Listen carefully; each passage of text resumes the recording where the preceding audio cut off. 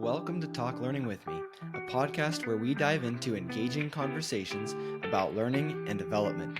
Together, we explore a variety of topics, industries, and skills to help you grow in your career. Whether you're a seasoned professional, transitioning into a new role, or looking to advance in your current work, this podcast is for you. Let's talk and learn together. I'm your host, Joseph Diaz, and in today's episode, I'm joined by Tanner Kohler, a UX specialist with Nielsen Norman Group, where he and his team conduct research on good design and share their findings with UX designers all over the world.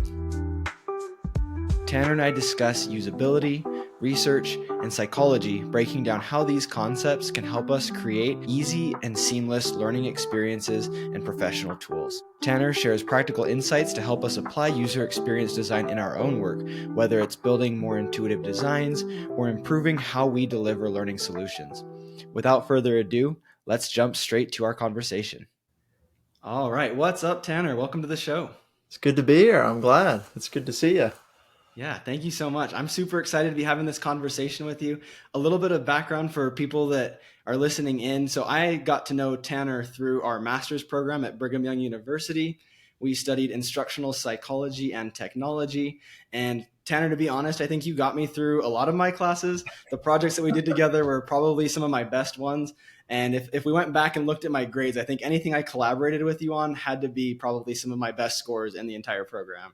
Well, I think that's definitely mutual. You got me through it too. We had some ups and downs. I remember one particular, when we were working with P3 Utah, that was kind of interesting.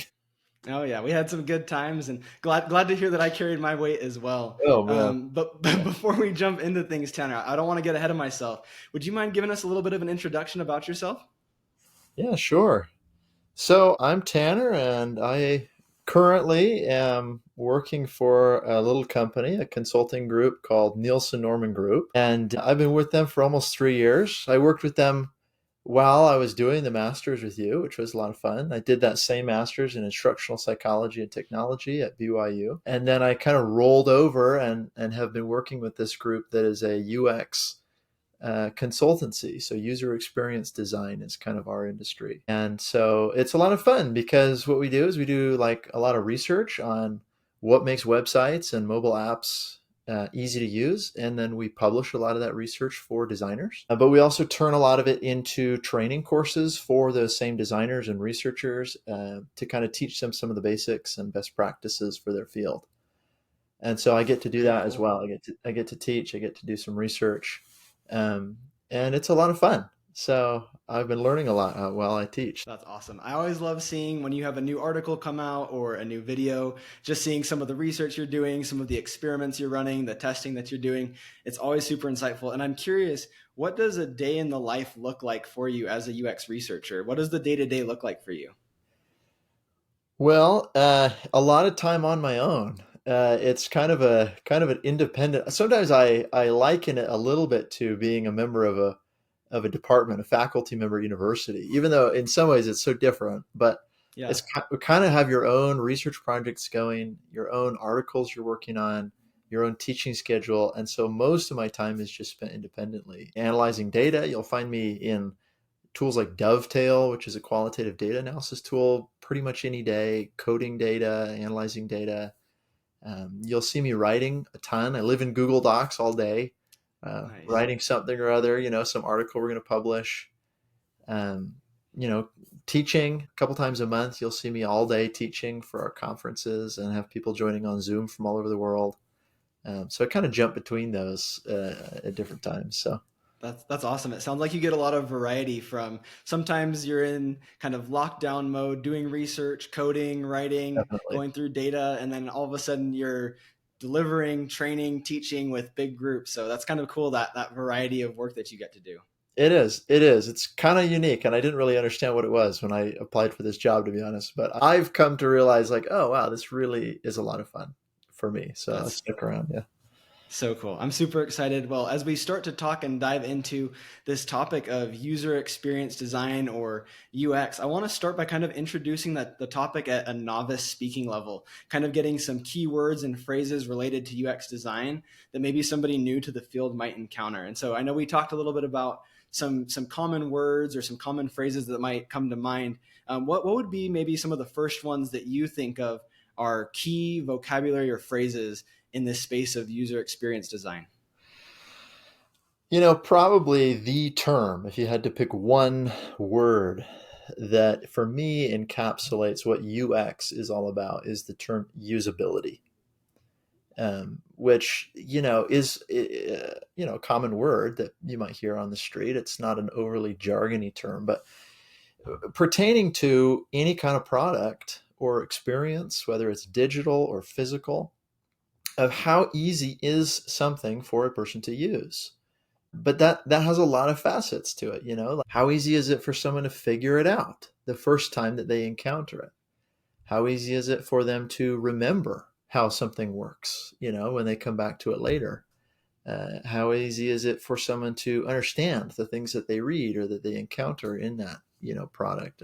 And that's really what UX kind of is founded on, is this idea that if you do research with real people and you watch people use things, you can evaluate how usable something is.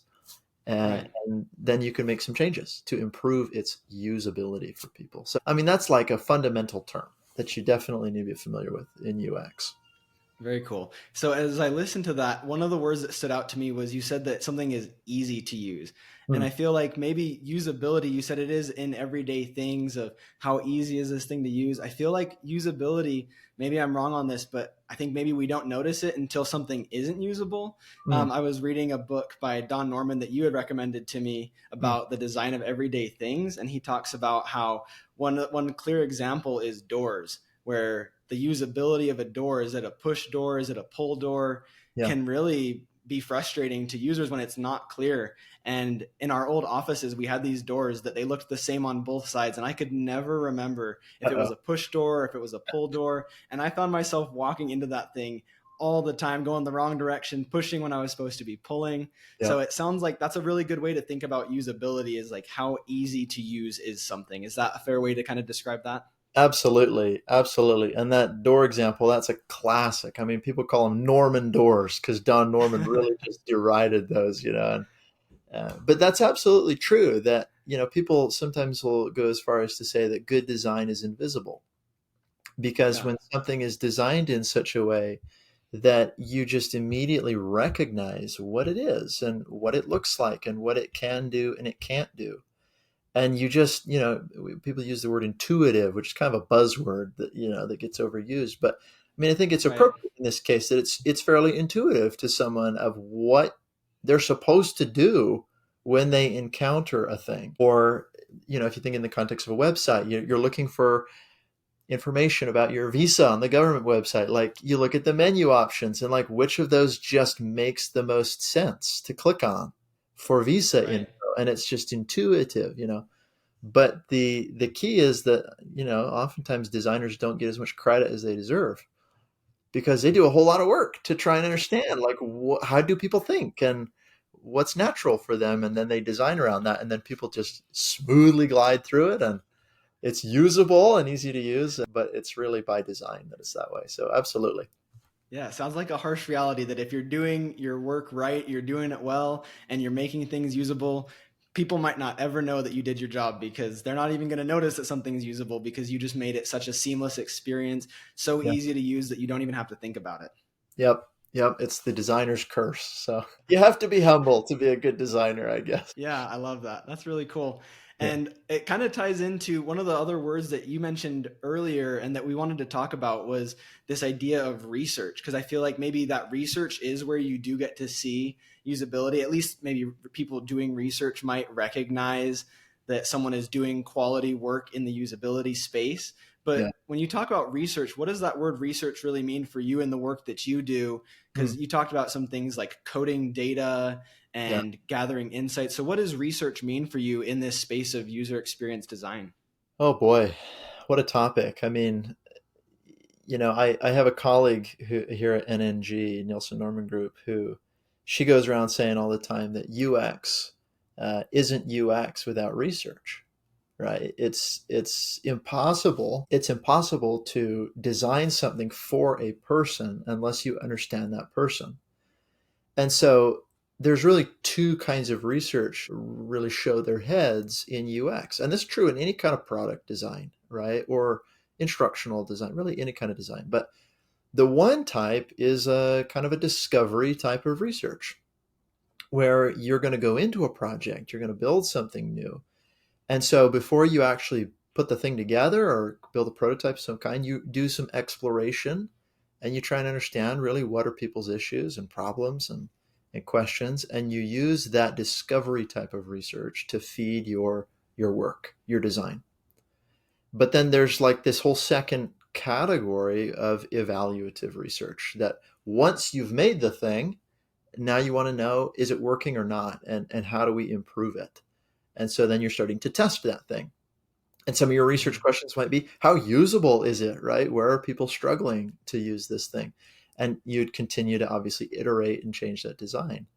And like I said, that's true in really any kind of design. That's not novel to UX, but we very much subscribe to that way of thinking, of doing the discovery up front and then really evaluating the product as you try and make it better. So Yeah, I love that. And I think that's a really helpful way to think about it because research might feel like it is so broad. There's so much research that you can do. So I love kind of having those two clear camps that you described. So as we're thinking about, hey, I'm doing some research for the usability of any kind of product, whether it be a learning product or whether it just be any kind of a tool, hmm, smartphone app, or product, whatever it might be, you're thinking about, well, am I doing this discovery research? Am I trying to just learn and observe and figure out what people are doing? hmm, Or am I actually just trying to see how this works? Am I trying to do an evaluation and yeah, draw some conclusions about how things are working? yeah. So in your work, as a UX researcher, do you find yourself getting to do both types of those researches or do you do more one than the other? Yeah, I mean, I think I have to acknowledge that the typical responsibilities of a UX researcher, someone who's going to be going by that term, is probably a little different than the things that I do day to day. A lot of what we do is to try and assist and support true UX researchers, that might work for a company or a product team. And so thinking about someone in that role, in a traditional UX role, they're going to be doing hopefully some of both. Um, but my guess is that if you pull the average UX researcher off the street, they're going to be spending probably more of their time in the second camp than the first, in the sense that generally businesses are hesitant to fund as much discovery research as most researchers would like Yeah. to do, whether that be interviews or surveys or diary studies to really try and understand the pain points and the problems. A really mature company and a good team is going to be doing that regularly. But really, what UX researchers are most known for, and their favorite method, is usability testing, which is an Mm-hmm. evaluative method, where you put that product in front of someone, you give them a realistic type of a task to perform in that product, and then you see how well they can do. And Yeah. then you see where it breaks down. And that's where you're going to see probably most time being spent. And that's, I think, maybe not quite as true of me because of the role that I have. We do probably a more of an equal balance between those different kinds of research, but that's maybe one difference between us and a typical UX researcher. But they're doing all that usability testing. I mean, that's their favorite method of all. Yeah, no, that's really helpful context. And to think about, like, even in my own role, I can see why maybe that evaluative research is going to be more meaningful for stakeholders because it's Yeah, going to give something actionable and really clear that we can do to yeah, maybe make a change or to make an improvement. Whereas that discovery, you might just discover that things are usable and it's good to go. And that might not seem as valuable, even though that is really insightful to know, hey, we did this discovery research and we found things are good. They're A-OK, it's not broken, don't make any changes, but that you might kind of lend a little bit more towards that evaluative research, even though both sides should be treated as equally valuable. yeah. Like just to give a concrete example, because you're absolutely right. like let's say we're working on an app, for like a bank or something, and we are trying to differentiate ourselves a little bit more from the competition. So we ask ourselves, okay, what opportunities are there out there that we're not exploiting? What are some of people's pain points around banking that we can really try and meet? And that's discovery research, right? To go out there and interview some people and watch some people use their bank and talk to them about their experience. And there's like no concrete end to that. Like there's a lot of things you can learn and things people will tell you, and like you can grow that list almost indefinitely of things that people experience around banking. And so Right. it's like, well, where do we draw the line? How much budget do we devote to this and time do we devote to this? And so it's a little scary. It's a little intimidating for people. But then you think, okay, down the road, maybe we build a prototype of our app or a new feature in our app, and now we're going to test or evaluate how well this is working. Hmm. All it takes is a few sessions with people, and you got a concrete list of things that you want to change. And now it becomes this checklist of like, okay, let's fix that, let's change that, let's remove that. And that feels so actionable.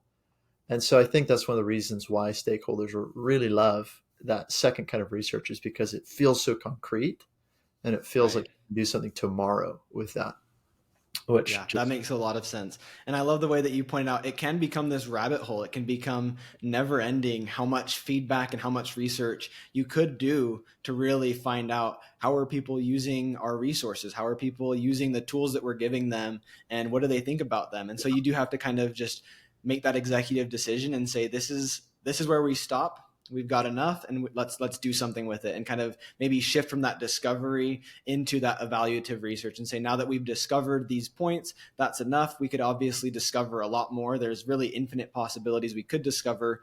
yeah, Let's shift our focus, do some evaluative research, and come out with some action items, some key things that we're actually going to do to make a yeah, difference, to make a change, and increase that usability, make something easier to use, make it more seamless, make it more effortless. yeah, yeah, totally. Yeah, Very, absolutely. very cool. I love that. And so there was one other term that I wanted to get to, kind of that goes off of your background in particular, which was psychology. Because Tanner, you've got a bachelor's degree in psychology, a master's degree in instructional psychology and technology. And so I'd love to understand the role of psychology for you in user experience design as you're observing how people use things, the ease of use, how, like, what psychology means to you. What is that word, psychology? Oh boy, what a topic as well. Such a fun one. And you're right that like that's. I remember when I was an undergrad, I took all these different courses, business courses, and all, trying to find my niche. And then I took some psych classes, and I was like, this feels good. Like this. I This is the found my most. people. Yeah, this is the most interesting thing in the world, is to look at the people around you and to observe them and learn from them and how they Yeah. think and how they behave. And so, when you look at the field of UX, we've done research on this to try and figure out where are people coming from, what industries are they drawing from, because most people in the field of UX did not go to school for UX. Yeah. Like that proportion of people is growing. There are more UX programs in universities than there ever have been. But lots of people, especially those who've been in the field for a long time, they transitioned from somewhere else. And so, common backgrounds that you'll see are people who come from development, right? Coding or engineering, building the tools. You see a lot of people coming from visual design, so graphic designers, illustrators. You see people coming from more like a writing background, like English or editing or copywriting. There's a few different. Then there's this kind of small group of us who came in from psychology, and Yeah. those are my people. And the common story that you hear is that people like us, we went to school for psychology, and they told us, here's what you do with psychology. You either go to be a professor and you publish in journals about weird phenomena of like human functioning, or you go and you do therapy, and you become a counselor, and you help people who are in crisis or need assistance. And those are really the two paths. And I looked down both those roads, and I loved the people. I loved the topics of psychology, but neither of those career paths really felt like the way for me to go. And Yeah. so then I started digging a little bit, and I realized, there is this third neglected child of the family, and it's design. it's design. It's people who take their understanding of people, their knowledge that you gain from psychology about how to study people, how to work with people, how to learn from people. And you're not applying it necessarily to a therapeutic context or a research context. You're applying it to a design context where now you're trying to build something to benefit people.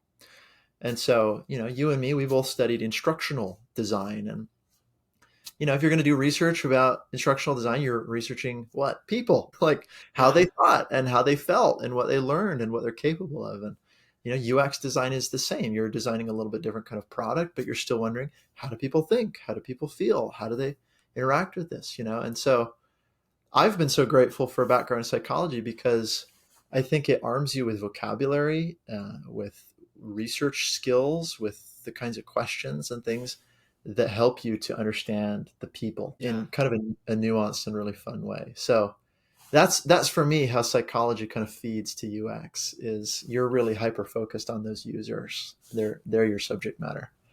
That's really cool. And you're totally speaking my language that one of the kind of assets that you brought from that psychology background is the vocabulary, Hmm. having the language to speak about how people think, how people feel, and how people interact with the world. It gives you a language that maybe other people can't quite describe it in the way that you can because you have that more in-depth understanding of the psychology of people, what they're thinking, what they're feeling, and you're able to really draw from that background and say, how can we make things more usable and more seamless in the world?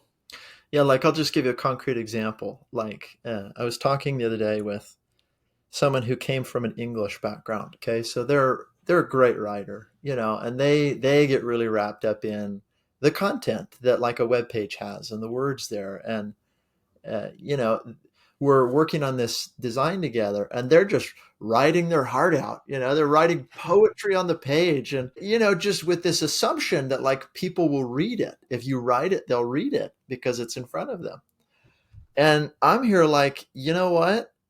We know a few things about real people and how real people do things because we Yeah. observe real people. And fields converge, behavioral economics and social psychology, and a lot of these kind of come together, and I wrap those into the psychology field, really. But we know that people don't just read things because it's in front of their eyes. People skim and skip and scan, and if it's irrelevant to them, they get bored and they leave. And so it's like, hey, we've got to bring this really raw, realistic view of how people actually function to design, because when we lose sight of that, we are designing for our ideal of what people are, but not the reality of how people are. Hmm. And Man, yeah. Tanner, that was the perfect segue because I was going to actually ask if we could kind of dive a little bit deeper into these vocabulary words in context, and you hit the nail right on the head with that. So it sounds like coming in with a different background in user experience design, you view the world and you view your users in a different way. That this writer was looking at words on a page of how beautiful and how eloquent they were and how meaningful they were, but with your psychology background, you looked at it and then you were thinking of usability. Yeah. How easy is it to really read if I'm not invested in the prose, if I'm not invested in how well written this content is? And the usability in the sense of maybe a blog post, Hmm. usability is how easily can I find the information on the page? Can I skim Mhm. it and can I Yep. find it quick? I kind of think of there's a lot of jokes about recipe websites and blogs that the usability is awful because there's a 10-page story first about how the author came up with the recipe, and Yep. what people just really want to see is what ingredients do I need and how much of those ingredients do I need. And Yeah. so from a user experience standpoint, you're looking at that usability and saying that what people are here for, what would be seamless would be the page loads, and right there is your shopping list of groceries, and right next to it is how much you need so that you can just start cooking and get right to it. Yeah, exactly. Exactly. I think just another example comes to mind, and don't be offended, Joseph, but this is a little critique of the instructional design world compared to the UX world. Here's a I'm all little. for those critiques. I'm all for it. I live in both worlds and I love them both. But like this is one of the things that pushed me a little bit away from instructional design toward UX was, I remember I was working at the time for the MTC, the Missionary Training Center, which, I don't know if people know a large church religious nonprofit training a lot of young volunteers. And so a lot of what we were doing there was building training and lesson outlines for teachers to train these volunteers, missionaries. And we would sit up on the sixth floor of this big, beautiful building, and we'd have our documents. We'd be writing learning objectives, and we'd be putting, at the time, a lot of this content into Canvas, into a learning management system that these volunteers are supposed to be using to learn all this stuff. And then we'd publish the stuff, and we'd kind of dust our hands off, and it was like, whoo, job done, right? Look, think about all the people that will learn all these lovely things. Then I would descend the elevator from the sixth floor, and I'd go over to the classrooms where these volunteers were. And I would see them just take one look at that Canvas course and roll their eyes and just say, "Oh my goodness, I hate this, right? This is so boring. It's so boring." Yeah. And I was like, I love instructional design. I love learning objectives. I love thinking about, what we're trying to help someone gain. But it's a little bit of an ivory tower. And it felt that way up on that sixth floor with big glass windows, but it's like you're living in a different reality and you're not completely aware of or embracing the truth about the end user, in this case, a Hmm. learner. And then I discovered UX, and UX says we are going to go in the cracks and we're going to watch real people do real things and get them to tell us the truth about what they think. And we're going to use that to go back and iterate and inform our design. And we're not going to live in an ivory tower. And I thought, now these people have it figured out, right? These are the people that are actually making something that is human centered, that is actually focused Hmm. on the end person, And so, anyway, you can do instructional design that way too. But at the Absolutely. time, I just realized there's something missing here, and it's embracing reality of how people do things, and that's what I love about UX. That's really cool. And I love that perspective because I would be lying if I said I have never made a learning experience that I didn't give that same reaction to my learners, that my end users rolled their eyes and said, "Oh, great." We've all done. And then yeah, we've all done it. And the thing that they're looking for, the usability they want, is how quickly can I find that next button to Yep. get through this as quickly as possible so that I can get back to my everyday life.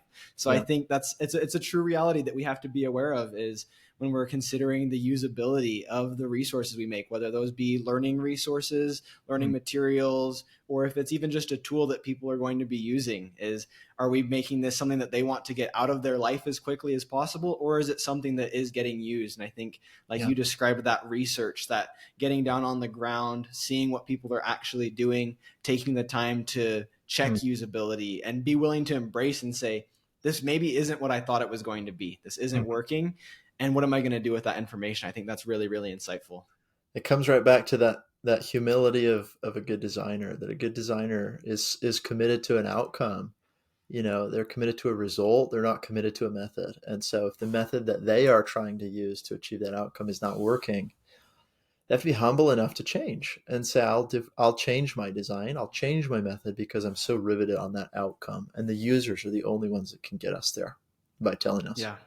Yeah. I love that. I love that. And I can only imagine, even since coming down from your sixth floor ivory tower, you probably still face some challenges in the work that you do every day. And so to kind of take this to an advanced level, linguistically speaking, and talk about maybe some of the challenges that you face, are there any challenges that come to mind that maybe you faced recently in your work, whether it be a challenge or a struggle with research, with usability, or maybe a struggle with psychology that you've had to kind of overcome or navigate in the last little bit?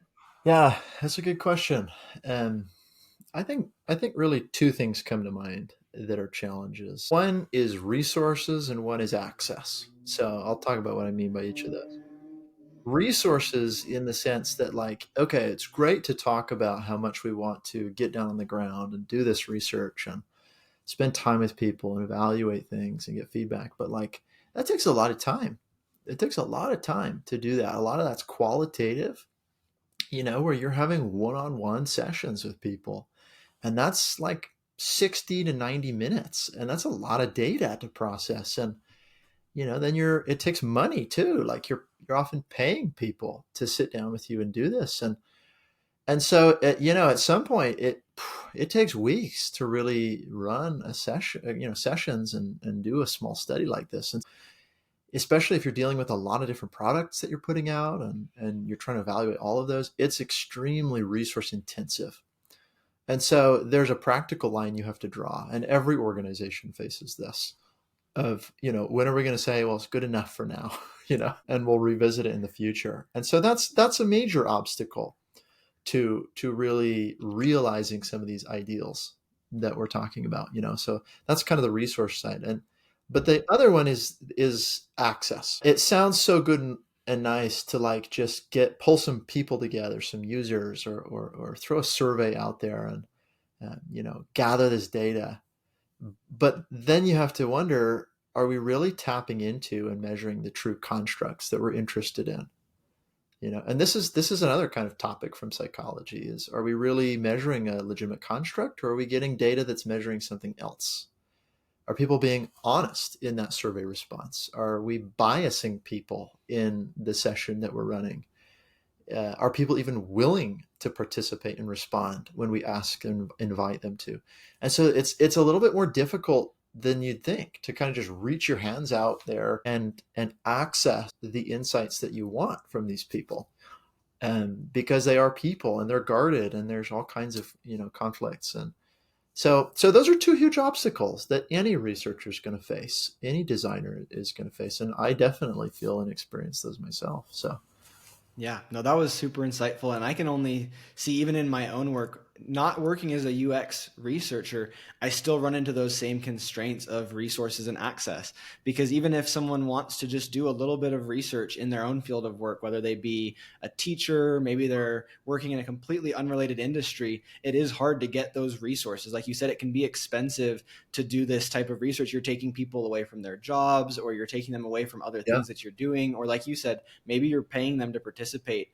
Or that access, are we actually getting to the right people? Maybe the people who are most accessible, that low hanging fruit, Hmm. is going to give you some data points, but those might not be quite the right data points. It's not going to give you the true information that you need to Yeah. go make meaningful, lasting change. But sometimes, hey, we take it because it's a low hanging fruit, so we're going to run with it. So I think that resources and access are some really important challenges to keep in mind as we're looking at how do we make things more usable? How do we perform that research and then look into the psychology of what people think, what do they feel, how do they experience the resources and content that we're giving them.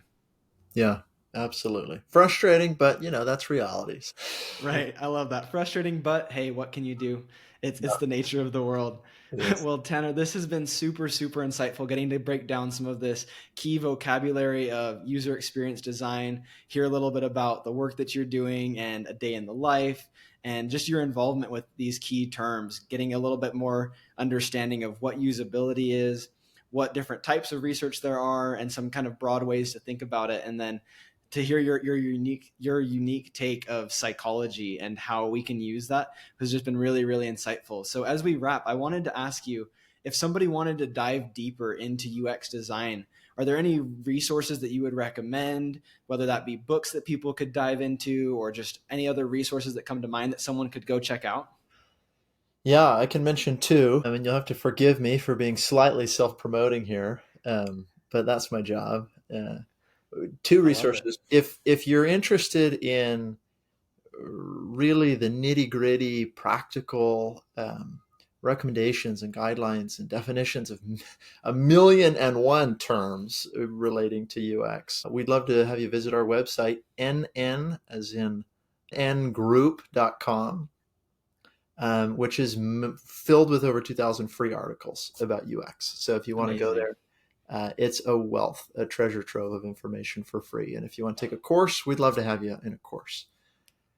But the other is, if you really are kind of interested in the psychology of design, uh, you've mentioned the book already, The Design of Everyday Things by Don Norman. It's actually a revision. He originally wrote it under the title The Psychology of Everyday Things, because he takes this really great, practical, easy to understand look at how people think about products and how people use those things and why those can be confusing or not. So, anyway, The Design of Everyday Things by Don Norman. It's a great read. Awesome. I love the plug for the Nielsen Norman Group resources, the stuff that's available online, taking a course and the book. And I'll make sure to put the links to all of those resources in the show notes. And then lastly, for people who want to connect with you, learn from you, Tanner, where can people find you? It sounds like you've got some content on the Nielsen Norman Group website. Where Yeah. are all the places that people can find you and connect with you? Yeah, probably best places is you're welcome if you want to follow my work. It all goes up on nngroup.com. You can just search my name, Tanner Kohler, and you'll find all my stuff there. We could probably put a link to that maybe. And then LinkedIn. I'm always happy to grow a network and connect and chat over LinkedIn with people. So happy to do Fantastic. it. Awesome. Well, Tanner, thank you so much for joining us today. It's been such a pleasure getting to learn with you and break down some of the language of user experience design. And thank you again so much for the time. I appreciate it. Hey, thanks, Joseph. It's always good to talk to you. That wraps up our conversation with Tanner Kohler. I hope you found our discussion on user experience design as insightful and inspiring as I did. Before you go, don't forget to subscribe to Talk Learning with me on your favorite podcast platform. If you enjoyed today's show, feel free to leave a rating and review. It helps others to discover the podcast and also provides valuable feedback to me to keep improving. You can also connect with me on LinkedIn, where I share more insights on learning, productivity, and personal development. Have a topic you want me to talk more about? Shoot me an email at talklearningpodcast@gmail.com or message me on LinkedIn. I'm always excited to meet new people and explore different topics. Thank you again for tuning in, and we'll talk soon.